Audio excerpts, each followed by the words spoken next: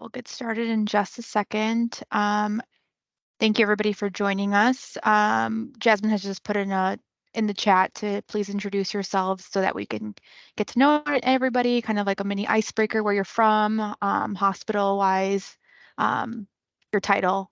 It would be great. Thanks.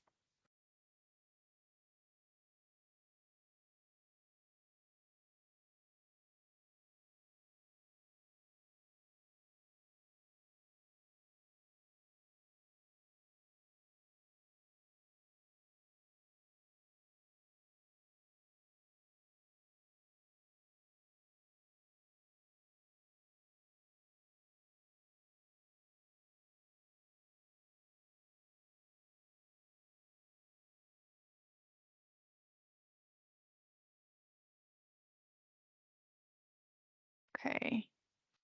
We'll give it one more minute. I do want to start promptly since we do have a lot of things to go over, but we can go over the agenda. So thank you everybody for joining us. We are recording this presentation for content, but we'll stop recording prior to the question and answers at the end, just so that we can have this information posted for facilities who were not able to join us today. As far as our agenda, we do have a few guest speakers today that we are very happy to be joining us today. We will start with Amy Webb, who will be presenting on the NHSN updates. Then we also have the Northwestern team who will be talking about their AUR roadmap, some tips and tricks for us. And we will have Matt Monluck, who will be presenting our guidance document from the Chicago Department of Public Health, which was something that a lot of folks requested from the last meeting. And then we will close out our session with the Q&A at the end. And just in case you guys missed it, our antibiotic awareness week, as you can see, my little be antibiotic aware signage that we were able to display on our Chicago Blue Cross Blue Shield's tower on Lakeshore Drive. So just in case you guys missed it, I have it here as my background, but I will jump off and give access to Amy so she can take over for her part of the presentation. So thanks everybody for joining us. Okay, let me get.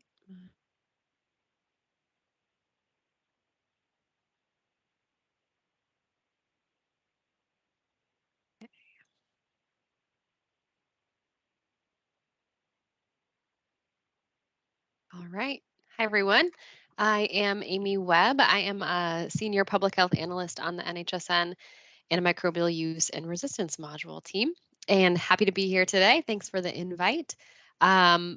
Much of this presentation you may have heard in other platforms. I've been making the rounds the last few months, but hopefully you can still take away something good from today's presentation.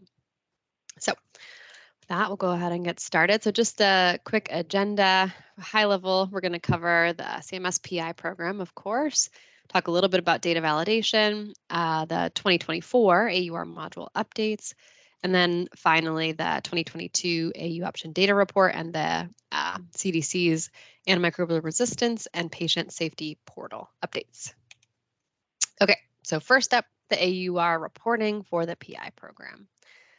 So I'm sure this is not new for anyone here on today's call, but starting in just a few short weeks in calendar year 2024, the AUR measure becomes a required measure for the CMS Promoting Operability Program. I'm going to call it the PI program for the rest of my presentation. There are two ways to be in active engagement for facilities participating in that program coming next year. So option one is kind of like the lower level of engagement, if you will, pre-production and validation. So to complete option one, facilities just need to register intent to submit AUR data within NHSN and work towards and hopefully complete the testing and validation of the CDA files in calendar year 2024. So you could stop there and be done for 2024 and get your full credit. Or you could move on, or if you're already submitting AU and AR data, maybe you can attest to the higher level, option two, validated data production. So that still requires submitting the registration of intent. That registration process kicks off the automated emails that NHSN will send to you about their status. And then with that, facilities are supposed to submit production AU and AR files for a continuous 180 days in calendar year 2024. And those 180 days are considered your EHR reporting period. So all of your CMS PI measures are supposed to be submitted or attested for the same 180 days.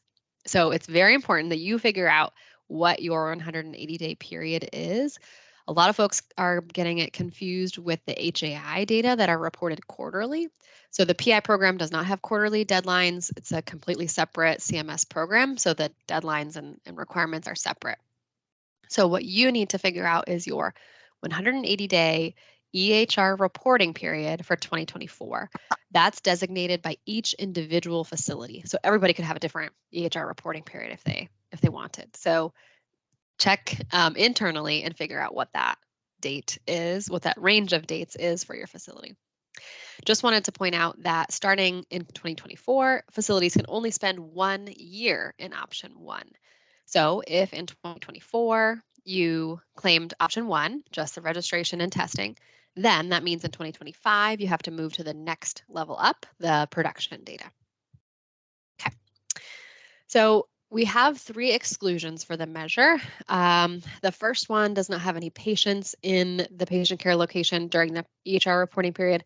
I'm guessing not many facilities will meet that. That would be, in the event of a natural disaster, or perhaps we did hear from a facility that was closed due to a large fire.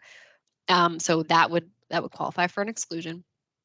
Number 2 does not have the EMAR, the BCMA, or the ADT data during the EHR reporting period. And number 3 does not have the electronic LIS or ADT system during the EHR reporting period. So we'll talk about a little bit more about the exclusions in the next slide. But it's important to remember that hospitals enter these exclusions and into the CMS HQR system. I have some links on the bottom of this slide. And the slides can be sent out if they haven't yet been. So you'll eventually have the links. But CMS reviews and approves these. So NHSN really doesn't have anything to do with the exclusion. So we'll cue the next slide. We can provide guidance on what may likely qualify for an exclusion, but ultimately the exclusions are submitted and approved by CMS. So a lot of the times facilities are emailing us at the help desk, does my specific scenario qualify for an exclusion? We can provide guidance on that, but ultimately our instruction is going to be to reach out to CMS to confirm whether or not that scenario meets the exclusion criteria. The second main bullet on the slide, hospitals that claim an exclusion for AU or AR get the exclusion for the measure as a whole. So that means that if, for example, you claim an exclusion for AR, CMS does not expect you to report AU data. So you get the exclusion for the measure as a whole. But for the purposes of public health surveillance, we at NHSN would encourage you to submit the data that you have. So in that case, if you're claiming an exclusion for AR, let's say you meet the last bullet on this slide and you're not able to report AR data, but you have AU data, please, by all means, you're welcome to report it and take advantage of all the great analysis reports NHSN has for you. And then lastly, if your hospital does not have access to the results for all eligible organisms as outlined in the protocol, the hospital should claim an exclusion on the measure. Now, I know I've talked to some of you via email already. Facilities are telling us, a lot of facilities have been telling us that they don't have the discrete access to their Candida results. So in that case, if you, for example, send out your Candida isolates for susceptibility testing and the results come back to you, maybe in a fax or in a PDF that is scanned into the patient chart, those data are not considered interoperable. And therefore, you would be eligible for the exclusion for the AR reporting. Now, based on the number of facilities we are hearing about this, we are working with CMS to kind of figure out the exclusions moving forward for future years. But for 2024, our current guidance is to claim the exclusion if that is your facility. Okay, so we've gotten a lot of emails from facilities like, what do I use as documentation or verification of proof of my status? Okay, so if you're doing option 1, you will get 2 emails to use as your status verification. So the first email you'll get to the facility administrator and your PI program contacts that the facility admin added is the email that says you've successfully registered and your invitation to submit test files. Okay, so you keep that one. Then your next email you're going to keep is the one that you get from NHSN after you send us your test files and they pass. So that email is sent to the NHSN facility admin and then the optional PI program users as well. So that letter that you've passed is only sent to the facility after you send us one file for each type and they've been validated by NHSN. So even if you're submitting AU data to production and you've been doing so for many, many years, if you are going to attest to option 1, the pre-production and validation, then you have to send the AU test files, even though you've already been submitting them and your AU test files are your AU files are good to go because they're already been uploaded into production. In order for us to send you that passing letter, we have to be able to test all 3 file types. Okay, so if you're attesting to option 2, the validated data production, then your documentation that you're going to use are the monthly emails that you'll receive showing your submission status. So these emails, if you've been registered, you may have already gotten one on December 1st or November 1st. They come on the first day of every month, auto-generated by NHSN, sent to the FAC admin and the optional PI program users. So this letter is very high level. It just contains 1 row per month, 1 column per file type with a yes if you've submitted anything, at least 1 record, or a no if you haven't yet submitted data for that type in that month. These letters can also be generated on an ad hoc basis. If, for example, you've uploaded some data and you want to make sure that that's being captured in your letter, you could generate one today, or the facility administrator could generate one today if you wanted to, following the steps on the link here. Okay, let's talk a little bit about some data validation. So we've been getting some questions via the NHSN Help Desk about the different types of validation. So we see it as kind of 3 distinct types of validation. So first, is basic data validation. That is kind of our bread and butter. That's conducted by the individual facilities, or in some cases at the health system level. And that really validates that your data are accurate and complete. So for example, your number of vancomycin antimicrobial days are within the range that you would find acceptable at your facility. So that's validating the actual data. That takes someone at the facility to know what your prescribing practices are, what you would think of as normal and abnormal. So second is the CDA file validation. So that is part of the PI program process. So all PI measures go through that same test file validation thing. That's why NHSN has to ask you for those.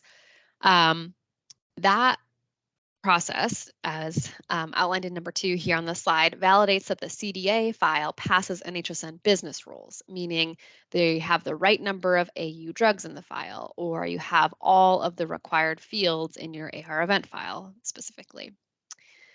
So that part, when you're sending us your files for validation, that's why you can send us with files with fake data, because we're not validating that the data make any sense. It just has to have all of the required fields in the file. So we're validating that the file could pass into NHSN.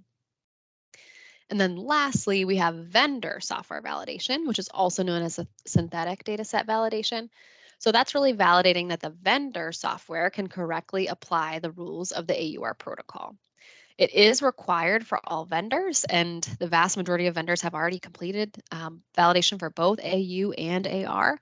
But just because your vendor is validated under the synthetic data set validation doesn't exclude you from having to do the CDA file validation that's required by the PI program. So we get a lot of questions like, oh, my vendor is already validated. Why do I need to send these test files? They're 2 separate processes essentially, and both are required for different parts of NHSN. Okay. We have a lot of great NHSN validation resources for you to use. So you can find our validation protocols at the link at the top of this slide. It shows, we'll take you to our AU validation protocols and our AR validation protocols. So highly recommend reviewing those, especially for facilities just getting up and running with AU or AR. We have their very detailed protocols, so we don't expect you to answer every single question, and we don't expect you to send your results back to us. They're really for your internal purposes to hopefully guide some discussions between you and your vendor as well if you do notice some discrepancies. And also, relatively new within the last few years, we have a line listing within NHSN that you can run and very quickly see if your data meet one of 6 different potential issues that need to be resolved. So you could upload a month or 2 of your AU data and then go into the app, generate new data sets, and run this data quality line listing. And if it's clear, you're good to go. If it's not clear, then that might be a really good first step for you to kind of investigate what might be going wrong there. Okay, let's transition into the 2024 AUR module reporting. So all of these updates have been shared with your software vendors. So likely you won't need to do anything with these updates. They're just more of an FYI. Some people may be responsible for example, mapping your own antimicrobials. But just in case you haven't heard of these, I'm going to share them today. They're also in our NHSN newsletter, which was also sent out, I believe, late last week. For our AU option drugs, we're going to add 3 and remove 2. So generally, we do our updates to our AU drugs on an annual basis, effective January of the new year. So these changes will be effective for your files January 2024 forward. We are adding and removing 1 pathogen for the AR option. So we're adding the Citrobacter frundi complex and then a couple species that are within that complex. And Enterobacter amphigenus was reclassified as no longer Enterobacter, so that's being removed from the AR option. And we've refreshed our pathogen roll-up workbook. So for those of you that are responsible for doing your own pathogen mappings, please take a look at that updated pathogen roll-up workbook within the AR CDA toolkit. But sometimes your vendor may do this for you and you wouldn't need it. We have also updated 1 of our drug panels, specifically for Enterococcus. We've added the high-level LOINC terms for high-potency gentamicin and streptomycin tests. So you'll see those. Those new tests will be reported on any Enterococcus species that's reported to NHSN for 2024 and forward. And then a couple protocol updates that don't really affect the CDA files specifically or any mappings, but good to know. So we added a clarification on what we're trying to get at with isolate ID. So in our hope is that isolate ID is really a unique identifier for each isolate within the lab based on that isolate's reported AST results. So for example, if you had a urine specimen that had E. coli and Klebsiella pneumoniae, and both had AST performed, ideally each isolate should have its own unique isolate identifier. So we're seeing lots of data that are being reported, and the isolate identifier is acting more like a specimen identifier, like 1 number per urine specimen for the patient. And then the E. coli and the Klebsiella would have the same isolate ID, and ideally we would like those to have 2 separate isolate IDs, 2 unique isolate IDs. Clarification on the patient ID. So the patient ID should be the alphanumeric number assigned by your hospital, may consist of any combination of numbers or letters, and this ID should remain the same for the patient across all visits and all admissions for NHSN reporting. We had more than a few hospitals that were using different patient IDs for HAI data versus their AR events, which was causing some issues. So please don't do that. Please use the same patient ID across all of your NHSN reporting.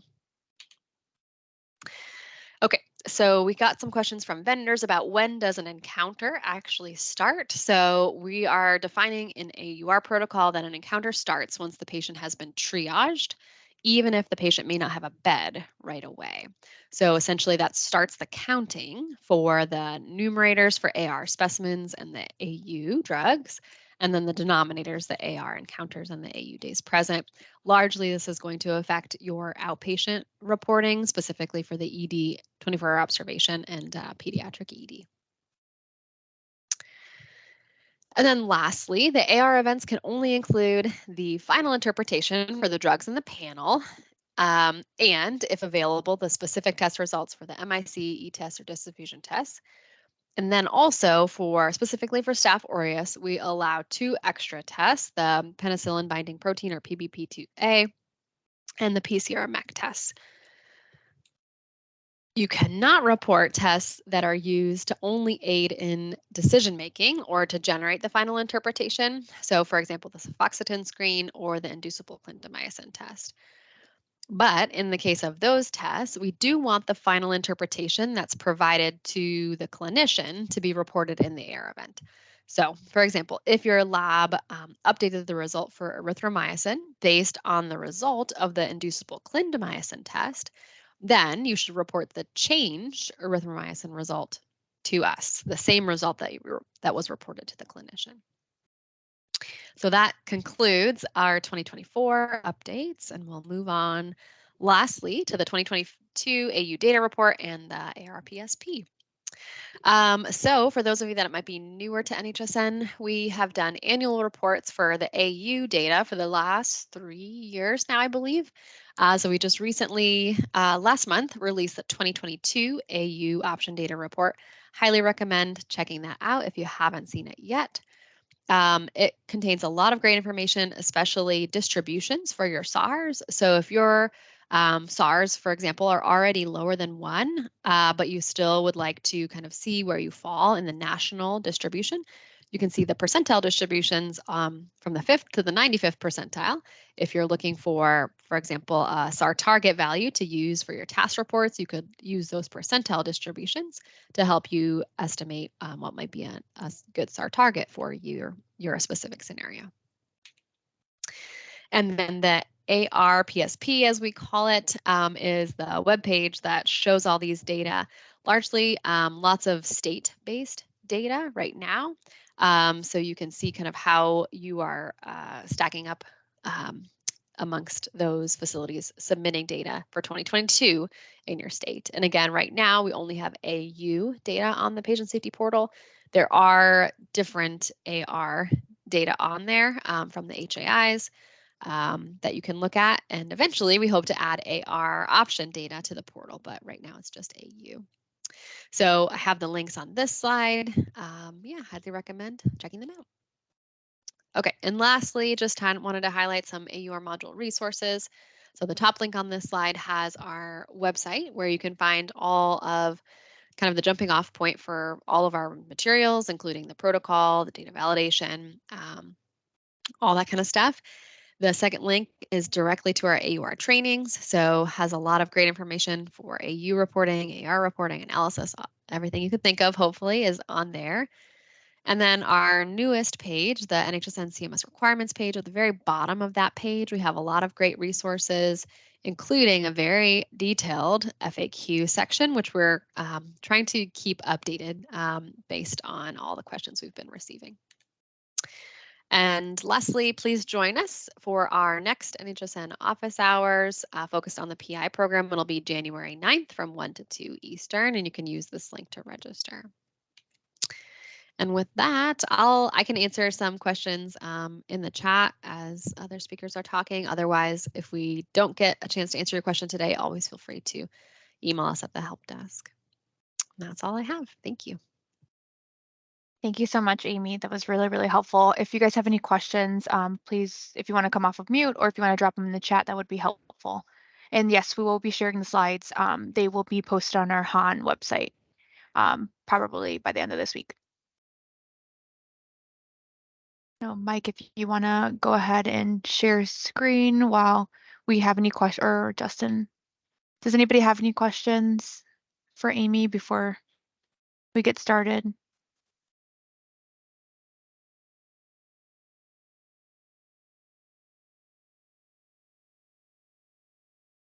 don't think we got anything, so you guys can take it away. So we have Mike and Justin from Northwestern that will be presenting on their AUR roadmap. We're so happy to have them, and I'll let you guys take it away. Thanks so much, Star, and thanks for having us today. So yeah, it'll be myself, Mike Pistonik, and Tony, one of our senior analysts and guru with all things EHR. So we'll try and give our experience at Northwestern. Obviously, all of these are going to be individualized based on your site, but we just wanted to share kind of our experience and some of the things that we've learned along the way. So this is kind of the roadmap, like Sir mentioned. So really, I think this is, again, best practices, but you're going to have to individualize this for your site. But I think it begins with identifying partners and putting your team together. So making sure that you have folks from ID, infection prevention, analytics, EHR, regulatory, all of those folks are going to be able to help you along the way as you're kind of navigating this. Obtaining NHSN user access, so like Amy mentioned, reaching out to your administrator and getting the local lead set up. And then I think really the biggest thing is finding friends in analytics. Tony, as I'm sure he'll talk about a little bit, like it or not, has been stuck with us for quite some time now, and we're constantly relying on him for information in terms of, what would we do with this update? How do we leverage this information? So it's really valuable, I think, to have partners in analytics and then obviously infection prevention. Especially, it seems like in our hospital, a lot of times due to patient flow or census changes, we see units change quite a bit.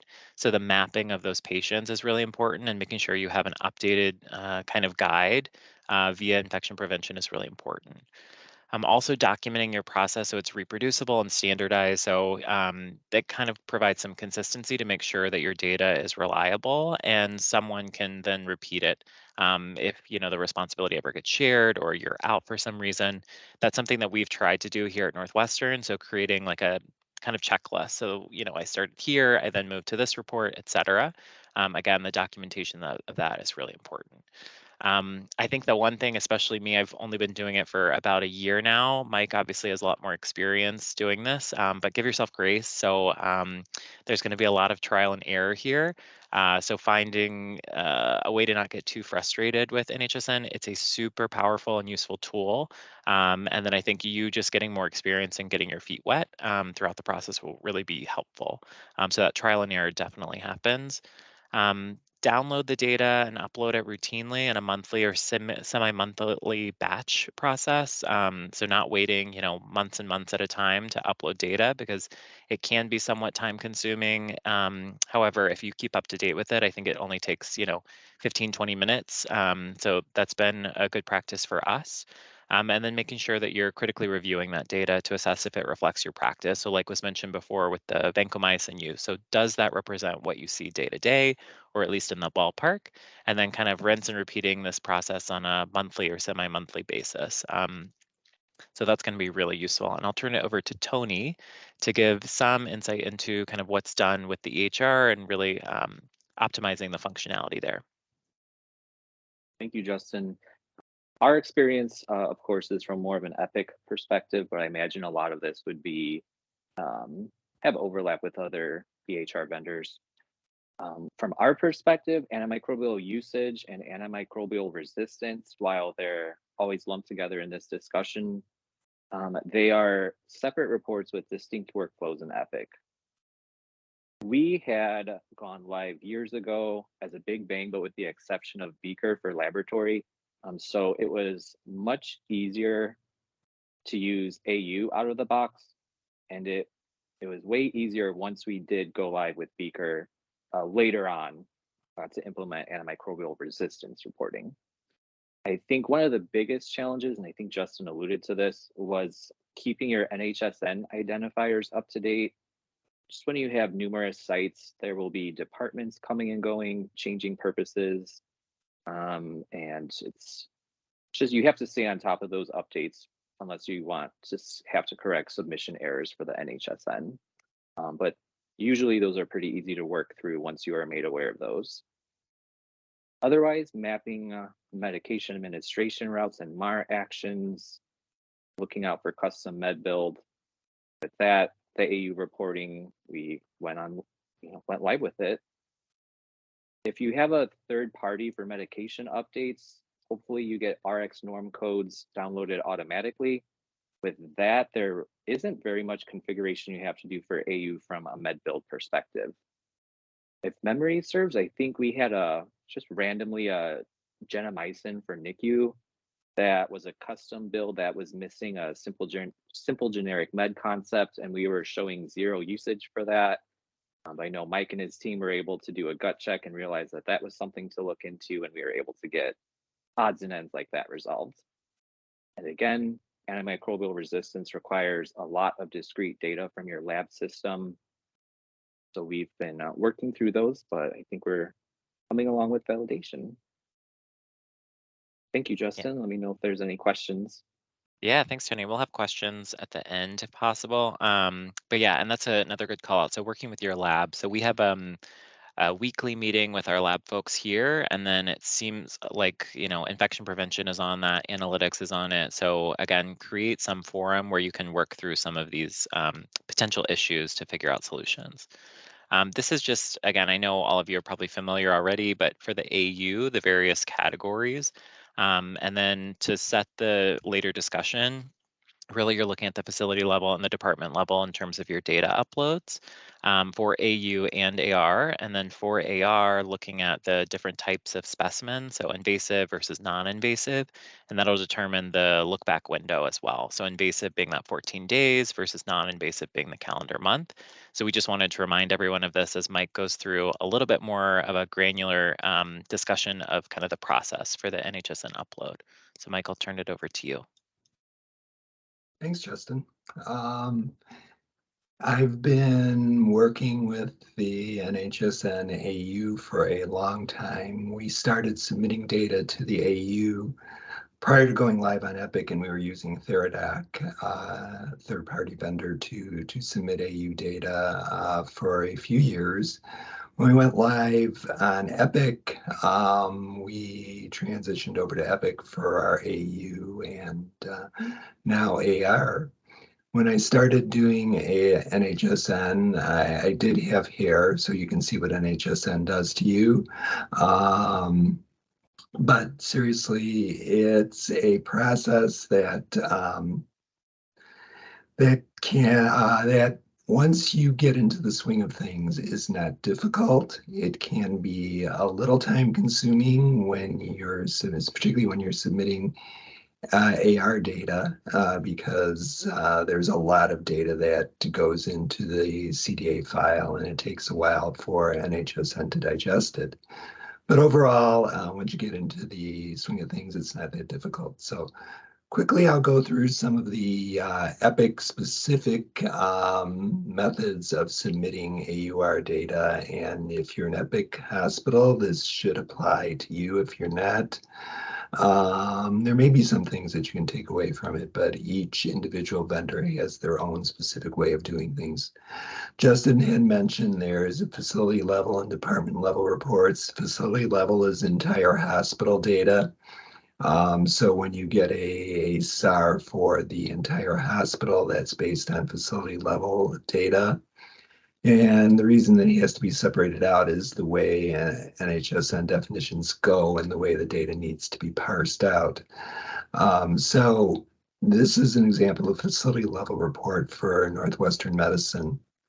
And Epic breaks the AU facility level data and the AR denominator data for the facility into one report.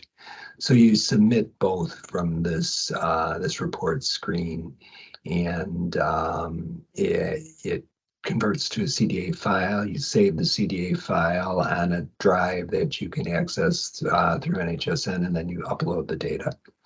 Next slide, please. So this is an example of the department level report. And department level, or another way of thinking about it, is unit specific data. So this breaks down a single hospital by units and submits the AU data by units. For AR, what it does is provide the outpatient denominators, because AR focuses on facility-wide for inpatient. And for outpatient reporting, they look at the outpatient units, the emergency department and the OBS units in particular, to get to days present. And the calculation of the denominator is different for inpatient and for outpatient. So that's what happens in this report. Next slide, please. So for AR, there are two specific reports in EPIC that you need to run: an AR isolate review and an AR event report. Next slide. This is the AR isolate review, and what this does is collates all the data from a specific month, all the micro data that your lab has reported out in a specific month. So it brings it together, and then it's processed inside of EPIC utilizing NHSN definitions for the AR to determine whether it's an AR submittable isolate or not. And you can see on this screen, EPIC has determined some of these isolates do not qualify for AR submission due to either the specimen type, wounds are not something that's collected in the AR, so this won't be submitted, and you can tell by the isolate status, the X. It isolates that qualify, and you can see some of those with the check mark are available for submission. You can review these isolates, and we did review to make sure that EPIC was making reasonable decisions as to what qualifies and what doesn't qualify, and we found the reporting inside EPIC to be pretty reliable. And when it comes to the almost 1,000 isolates a month that we encounter at Northwestern Memorial, it's not something that you could sit down and review isolate by isolate. So doing spot checks on occasion just to make sure that the data going in is reliable for the AR makes a lot of sense. Next slide, please. So after you go through the isolate review, and basically what you do is you determine those isolates are appropriate for export, and that's done in that report and flags those. Then you run the AR event report. This is your last chance to exclude isolates if you find something wonky in there, but it pulls in all the isolates that you abstracted in the previous report and prepares them for export. And here's where the CDA file is produced. And it's basically the same process. You produce a CDA file, you separate it, or you save it on a drive, and then you upload it to NHSN. If you have more than 200 AR events in a given month, it will break the file up into multiple files, because NHSN, to the best of my knowledge, only digests 200 at a time. So, so you may have to do multiple uploads of AR events. Next slide, please. Once you get all your data in, then all the fun starts. You've got lots of options to generate reports. As you can see here, this is the AU reporting menu. And we focus a lot on the first report, the SAR report, and that's where we get a lot of our data. We tend to download data into Excel and use Power BI to prepare reports, and I'll show you an example of one of those in a later slide. There's a lot of other options that you can use in NHSN to generate some graphics and some other tables, and you should explore those once you get your data in. Next slide, please. This is the AR reporting menu. It's a little more compact, but there's very interesting data and very interesting reports you can generate out of AR, and we're just starting to scratch the surface with those reports. Currently, we've submitted 5 months worth of data, and we're starting to work through those, seeing what information we have available to us and how we're going to be able to apply those to our stewardship program. Next slide, please. This is an example of one of the reports. This is from one of our suburban hospitals. And it shows a breakdown of resistant isolates by month. So you can kind of track trends, see what's going on.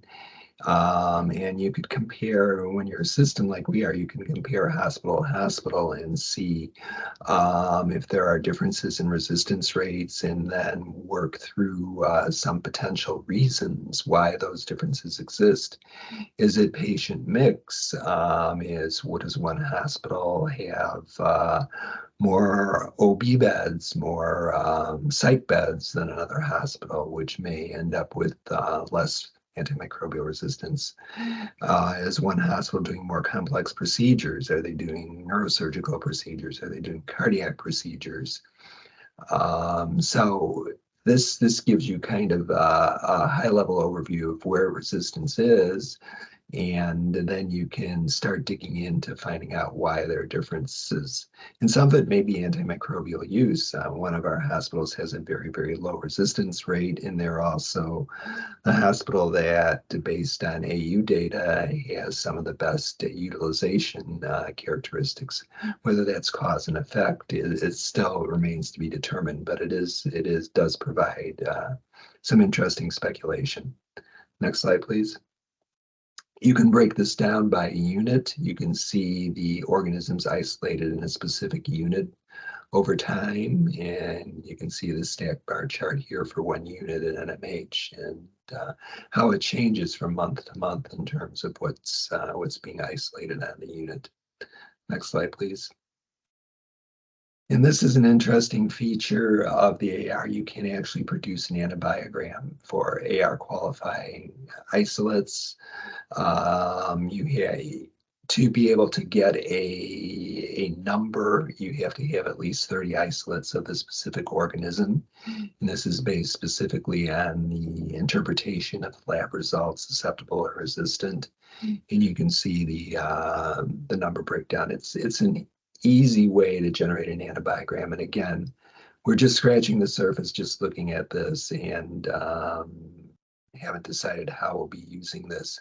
But one thing to remember about the AR, if it's set up correctly, you report all antibiotics that are tested in the lab, even those that are suppressed. So you have the capability of looking here and seeing antibiotics like ceftazidime, avibactam, ceftolozane, tazobactam, which we normally might suppress and might not easily show up in a regular antibiogram. You can see their numbers here. Next slide, please. This is an example of what we do in EPIC with our SAR data, tracking SARs over time. We used to do this on a monthly basis. If you do it on a monthly basis, there's just a great deal of variability. Quarterly seems to give a little more,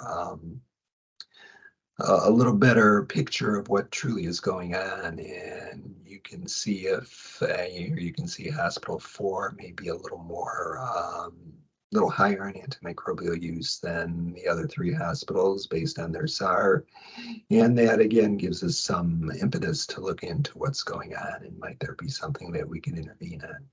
Next slide, please.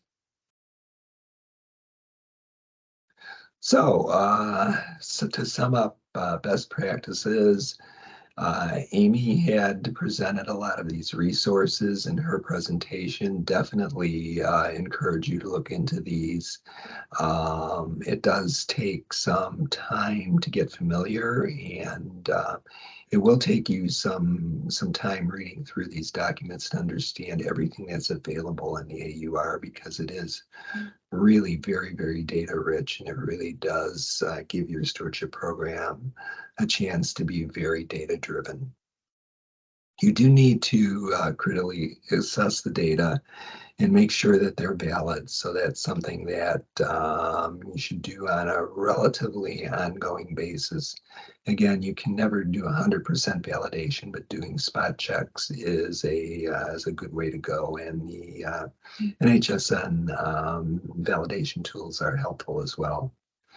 And Justin did say that you refine the process over time, which is very true. You learn every time you do something. To try to free up time across our system, I've taken over submitting the data for everybody instead of having each site submit their own. And it's taken me about 6 months to come up with a process that I know can be reliable in getting the data in. I would be resubmitting data that I had submitted already and all that. So it takes a little time to do that. And I have to say that the AU data over time has been an extremely valuable resource for us at NMH, and we actually submitted a case study to NHSN, and you can see the graph from that case study where we combined data. We show the impact of changing utilization of fluoroquinolones and third-generation cephalosporins and swapping out first-generation cephalosporins, and the impact on a couple of SARs, the narrow-spectrum beta-lactam SAR, which is the blue graph, which you can see went up dramatically, and the broad-spectrum community onset antibiotic SAR, which includes ceftriaxone and the quinolones, and you can see went down reasonably well. And lastly, resources are important. You need to have good collaboration with all these groups. Infection prevention is invaluable. Informatics, if we didn't have Tony, I don't know what we would do. Analytics is key as well. But really, this process does run well with the ASP driving it and working with the various other stakeholders to make it happen. And I believe that's all I have. And we're happy to take any questions. Thank you very much. Yeah, thanks, Mike. And if folks have questions, feel free to reach out to us via email. It's adsp@nm.org. Happy to help if we can. Awesome. Thank you all so much. We do have a couple minutes if anybody has questions. I know that they've been answering in the chat. But if you guys have any other questions, feel free to come off of mute or drop them in the chat.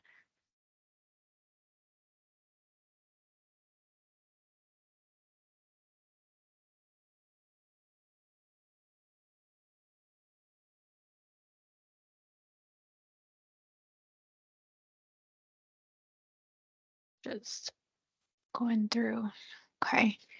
So next we have our CDPH NHSN guidance document that was compiled based off feedback that we got from the last presentation, the last work group meeting, that this was something that was in need for facilities to kind of have like a quick reference. So I'll have Matt come off and show you guys the document. Good afternoon, everybody. I'm trying to share the document now. Is it coming through? Yes, we're good. Okay, perfect. My name is Matt Monlock, and I'm the NHSN Technical Assistant Lead for CDPH. Before I get into the reference document, I just want to strongly recommend that facilities start their search for vendors soon, because the AUR mandate is happening nationwide, and there will likely be some delays in turnaround times with the vendors. But we have put together a reference document that draws from a lot of the literature that's already available on the NHSN website. And our document, which you can see here, will be available on the HAN page soon. And I just want to draw your attention to one particular part of it that has to do with choosing a vendor. And Amy, if you're on and you see something that's not exactly worded correctly or something, just let me know. But I believe I have the gist of it. Essentially, you need to have, like she was talking about, you need to have certain validations and certifications. And first of all, you need to have the SDS validation, which is the synthetic data set. And you can find the list of ones for AU for the antibiotic use here with vendors that have passed the AU SDS validation. There's a list of them here with the vendor name, vendor software, release version, and when they passed. Second, there is the list of vendors that have passed the antibiotic resistance SDS validation. Hopefully that loads up quickly. So you want to make sure your vendor is on this list as well. And finally, you want to make sure you have a vendor that is ONC certified, and ONC stands for the Office of National Coordinator for Health Information Technology. And we have put on here a link to that page where essentially this is how you would go about doing it. And the document will tell you how to do it. But you go to this page, you can just click the Go button, and it puts a bunch of filters on there already. I have found that you just need to keep the filter for the 2015 Cures update, and you can leave active. These other ones you can get rid of. And then you want to add one more. So you go to Advanced Search and go to Certification Criteria. And then we've got a bunch of different criteria over here that start with 170.315, and it starts with A1.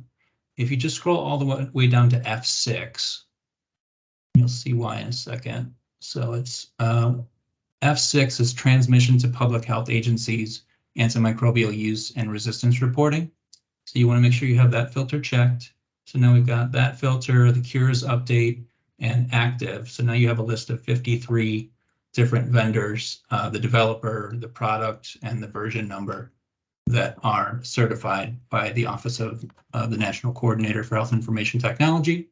So as I understand it, you want to have your vendor on all of those lists. Once we're done with that, we can go back to the document. And essentially, you'll be able to see this soon on the HAN page, but it just talks about how to get started with the whole process. And then we've got some frequently asked questions at the end, and more of those links that both Amy and Mike were showing in their documents as well for additional resources for reaching out to people. And that is about it. Back to you, Star. Thanks, Matt.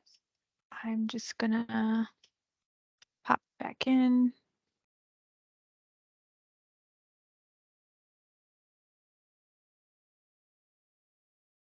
So the last thing we wanted to show you guys was the updates that we have done to our HAN page, which is the Health Alert Network page. We have revamped our antimicrobial stewardship page, and I added the link on here as well. Many of you have may be familiar with our HAN website during the pandemic. It was where we would request like COVID therapeutics and logging of our COVID patients.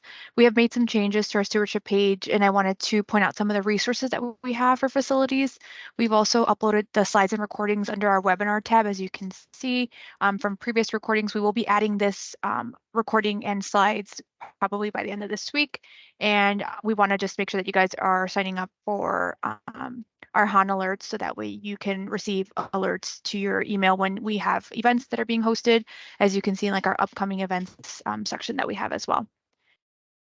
So just some resources that we have. We have a couple toolkits that are super helpful for our outpatient and dental facilities on antimicrobial stewardship that you see in like the middle section, as well as we have antimicrobial resources for human settings on the left-hand side. As you click down the drop list, you can click on the different links that we have available. And lastly, part of CDPH's initiatives to incorporate a One Health approach, which recognizes humans, animals, and environments, is also included in our antimicrobial stewardship page. So we have resources for veterinarians as well in that section in our antimicrobial stewardship page. So that's just something that I wanted to point out to everybody. Finally, we have a few minutes for discussions or questions and answers on potential topics that you guys may want to hear for next meeting, or if anybody has any questions regarding any of the presentations or any of the documents and resources that we just provided. Now would be the good time to ask away. And then we can stop recording now, Jasmine, if that's okay.